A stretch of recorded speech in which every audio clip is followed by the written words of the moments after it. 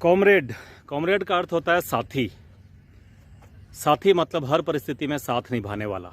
परंतु भारतीय राजनीति में कॉमरेड का एक और अर्थ निकाला जाता है और सामान्यतः कॉमरेडों को वामपंथियों से जोड़कर देखा जाता है, लेफ्टीज से जोड़कर देखा जाता है, मार्क्सवादी कम्युनिस्ट पार्टी से जोड़ के देखा जाता है और ये कहा जाता है कि कॉमरेड इनके दिल में हिंदुस्तान नहीं चाइना होता है।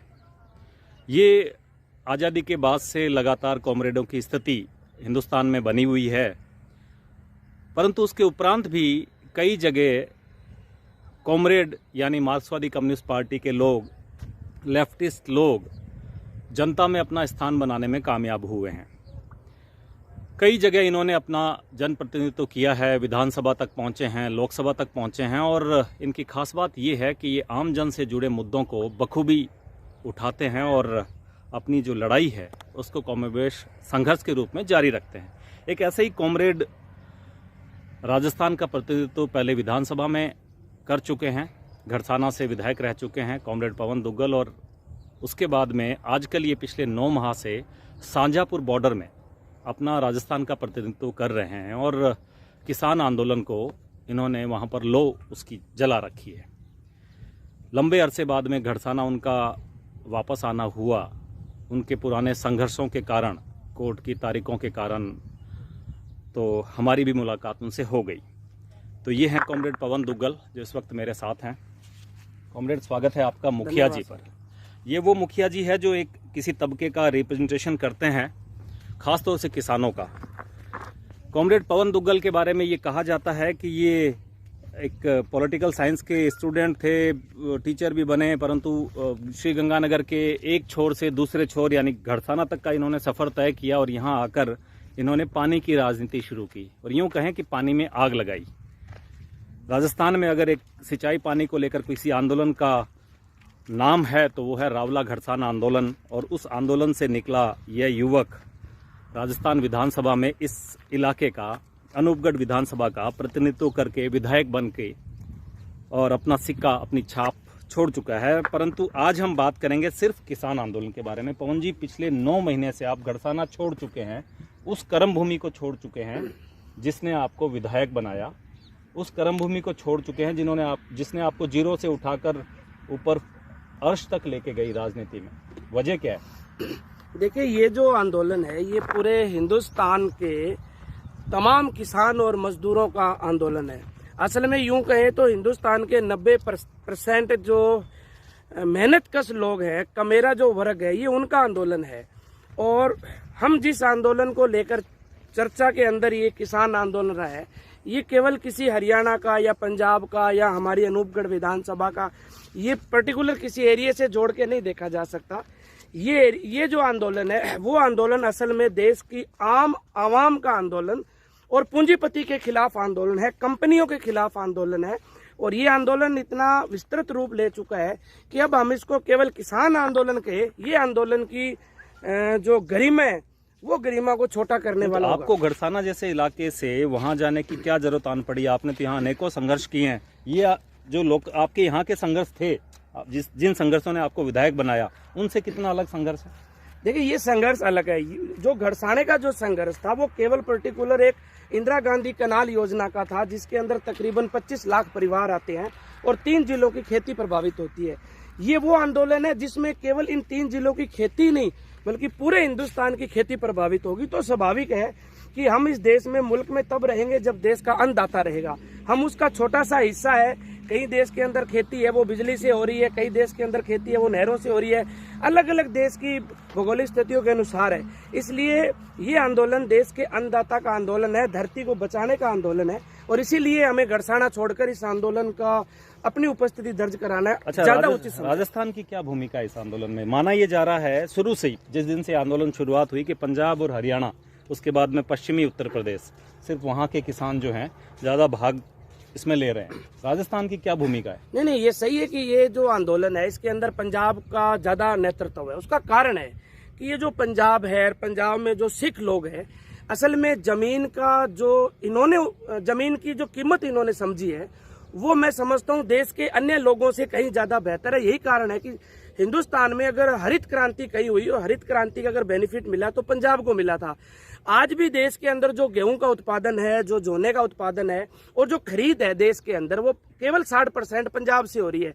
उसका सीधा सा कारण है कि वहाँ खेती का उत्पादन होना, जमीन बढ़िया होना और मंडी समितियों का होना। जितनी मंडी समितियां होगी उनको एमएसपी मिला, उनको बेनिफिट मिला, तो स्वाभाविक है कि जिन किसानों ने एमएसपी ली है वही जानते हैं कि मिनिमम सपोर्ट प्राइस क्या होता है। सिंपल भाषा में इस आंदोलन को समझाना पड़े, 9 महीने हो गए, मोदी सरकार ने शुरुआती दौर में आपसे बातचीत की, फिर 26 जनवरी वाला कांड हो गया, आप वहीं थे। जी हाँ, उस कांड को इस तरह से लिया गया, इस तरह से वो देश के सामने आया कि देश से गद्दारी की जा रही है। उसके बाद में भी आपके हौसले अभी भी बुलंद है। ये असल में क्या है, जो आज सत्ता में भाजपा है उसके जो हाथ है वो गोधरा कांड से रंगे हुए हैं। इनका जो शुरुआती दौर है वो हिंदू और मुस्लिम के सांप्रदायिक दंगों से रहे, चाहे गोधरा कांड देख लो, चाहे मुजफ्फरनगर देख लो। उस तो इनका जो इतिहास है वो संप्रदाय धर्म को लेकर आपस में संघर्ष करके और सत्ता पे जाने का रहा है। और यही हुआ था कि इस आंदोलन की अगुवाई जो किसान कर रहा था वो केसधारी किसान था, जिसके सर पे पगड़ी भी थी। हालांकि पगड़ी हरियाणा में भी है, राजस्थान के भी है, उनकी पगड़ी केस के ऊपर पगड़ी थी। तो इन्होंने उनको बदनाम हो, सिख बेल्ट बदनाम हो और सरदार बदनाम और पंजाब बदनाम हो, तो उसका एक ही रास्ता था कि ये खालिस्तानी है। और यही खालिस्तानी कह के इन्होंने उस आंदोलन को तोड़ने की कोशिश की। लेकिन सौभाग्य की बात है कि देश का अन्नदाता वो 26 जनवरी निकल गई, हम दूसरी 26 जनवरी के पास आ गए हैं। आंदोलन आज भी उसी गति से। अच्छा, आज की तारीख में आंदोलन तो पॉलिटिकल नहीं हो रहा। आप लोग पश्चिम बंगाल में बीजेपी को हराते हो और अब यूपी में आप लोगों की बीजेपी को हराने की तैयारी है। नहीं, हम देखो, राजतंत्र जो है उसमें पैदा नहीं हुए, हम पैदा हुए हैं लोकतांत्रिक देश में। उस लोकतंत्र में जिसमें देश में आजादी के लिए हमारे हजारों युवाओं ने, हमारी बहनों ने कुर्बानी दी थी। और उसी लोकतंत्र के अंदर आज हम अपने वोट की ताकत से सरकार बनाते हैं। और वो वोट की ताकत से जो सरकार बने और वो सरकार अगर अन्नदाता की, गरीब किसान की नहीं सुनेगी तो फिर वोट की ताकत से ही मारा जाएगा। इसलिए राजतंत्र के अंदर राजनीति नहीं होती, लोकतंत्र के अंदर राजनीति होती है। और वो राजनीति किसान की काय की राजनीति है। किसान ये चाहता है कि एमएसपी का कानून बना दो, कृषि कानून वापस ले लो, बस खेत में वापस। इस किसान आंदोलन का हल क्या है सामान्य भाषा में? कब मानेंगे आपको? देखिए, ये इस देश की फसल और नस्ल की लड़ाई है। ये नहीं है कि केवल मतलब इससे किसान बच जाएगा, ये इस देश की नस्ल बचानी है पूरी तरह। कोविड का जब दौर चला था तो पूरी दुनिया के पूंजीपति लोगों की निगाहें देश की खेती पे पड़ी है कि सब कुछ देश में बंद हो गया, इनके इंडस्ट्रीज, कारखाने, इनके सब चीजें। तो उनके दिमाग और जहन में एक चीज गई कि ये जो खेती, अगर इस खेती पे कब्जा कर ले तो ही देश के अंदर पूंजीपति की राज सत्ता कायम हो सकती है दुनिया में। क्योंकि खेत से ही फसल होती है, खेत से ही फल बनते हैं और खेत से ही सब्जियां बनती है। तो सारी चीजें जब देश की दुनिया में बंद होगी तो केवल खेती थी। इसलिए देश का गरीब भूखा नहीं मरा, देश का मजदूर भूखा नहीं मरा, देश का कर्मचारी भूखा नहीं मरा। अब देश के इन लोगों को भूखा मार के इनकी रोटी को तिजोरी में कैसे बंद किया जाए, ये पूंजीपतियों का एक निशाना है और उसी के खिलाफ ये हमारी फसल और नस्ल की। अच्छा, इस सवाल का एक जवाब दीजिए। एक सवाल ये है कि ये आंदोलन जो है इस किसानों का नहीं है, इसमें चंद लोग हैं, आप लोग कॉमरेड, जैसे मैंने शुरुआत में कहा कि कॉमरेड को हिंदुस्तान में तो चाइनीज वाला समझा जाता है। जब ये इस तरह की बातें हो रही है तो फिर आप लोगों को क्या कहना होगा? देखिए, मैं ये कह रहा हूँ कि ये लोकतंत्र है।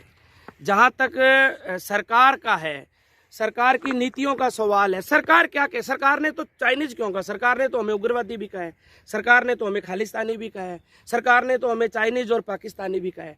सरकार कुछ कहे, ये मुद्दा नहीं है। मुद्दा ये है कि हम इस लोकतंत्र को स्वच्छ लोकतंत्र में बदलते हुए किसान की खेती और इस कमेरा वर्ग को जिंदा करने के लिए लड़ रहे हैं। और ये पूरी तरह कामगार मजदूरों की लड़ाई है, श्रमिकों की लड़ाई है, देश के पूंजीपतियों के और कंपनियों के खिलाफ। अच्छा, कई किसान अभी तक घरों में हैं, खेतों में हैं, वो वहाँ नहीं पहुँच पा रहे हैं। हालात क्या है शाहजहाँपुर के? कैसे रहते हो आप? आपका रोजी रोटी वहाँ कैसे चल रही है? कितने लोग अभी रोज हैं वहाँ पर? अभी भी आपको ताज्जुब होगा कि जिस क्षेत्र में मैं आया हूँ, मेरे घरसाना में परसों गुरु घर के अंदर मीटिंग हुई थी, आज भी यहाँ के लोग गेहूं इकट्ठी कर रहे हैं। यानी 9 महीने बाद लोग गेहूं इकट्ठी कर रहे हैं।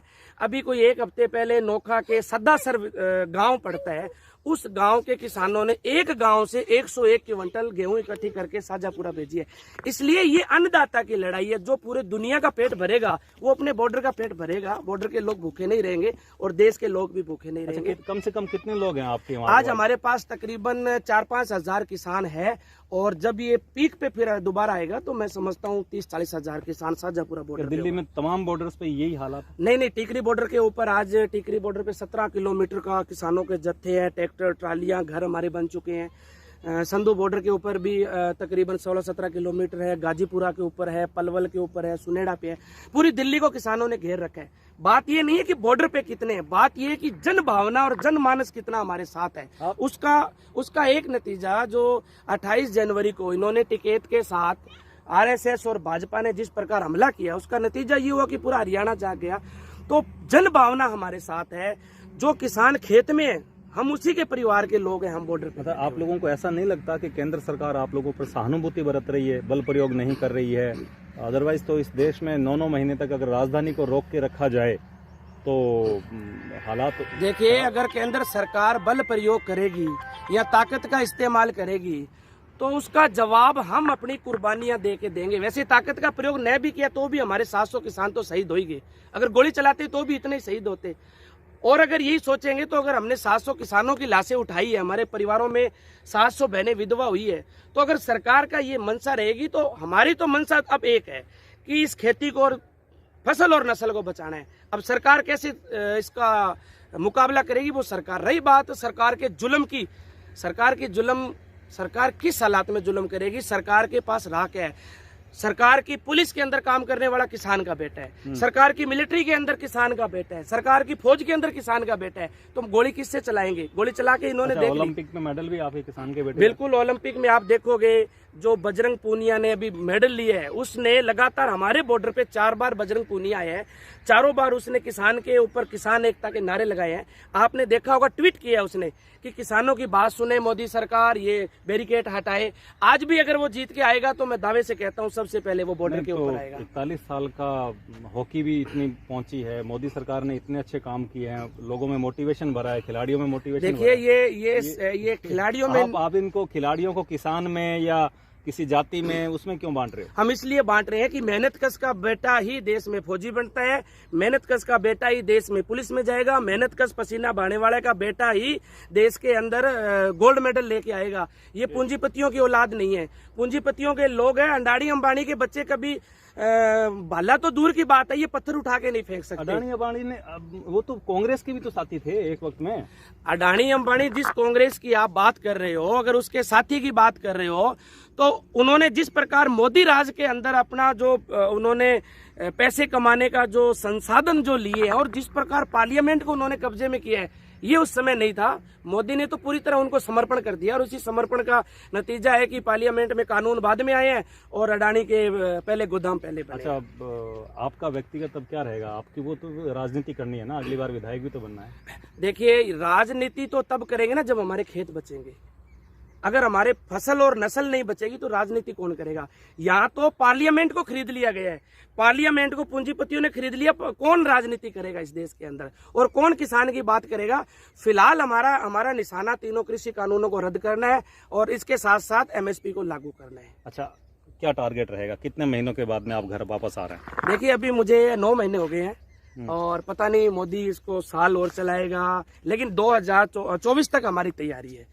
जब तक लोकसभा के चुनाव नहीं आएंगे, मोदी को सत्ता से हटाएगा देश का अन्नदाता, देश का मजदूर, नौजवान, विद्यार्थी। ये आंदोलन तब तक चलेगा। या तो सरकार एमएसपी पे कानून बना के और तीनों बिल वापस ले ले, और नहीं तो फिर संघर्ष के लिए किसान अन्नदाता तैयार है। शुक्रिया पवन जी। कॉमरेड, वो कॉमरेड जिनके बारे में बता रहा था मैं कि वो साथी कहलाते हैं, परंतु राजनीतिक भाषा में इन कॉमरेडों को बहुत कुछ अलग कहा जाता है। और अलग क्यों कहा जाता है, इसका जवाब आपको इस इंटरव्यू के जरिए मिला होगा। कितने संघर्षशील होते हैं और अपनी बात को किस बखूबी तरीके से ये रखते हैं और कितने जिद्दी होते हैं, ये कॉमरेडों की निशानी आप लोगों के सामने है। देखते हैं इस किसान आंदोलन का परिणाम क्या रहता है और कॉमरेड पवन दुग्गल जैसे लोग आगे क्या कर पाते हैं। शुक्रिया। मुखिया जी को देखिएगा, लाइक कीजिएगा और सब्सक्राइब जरूर कीजिएगा।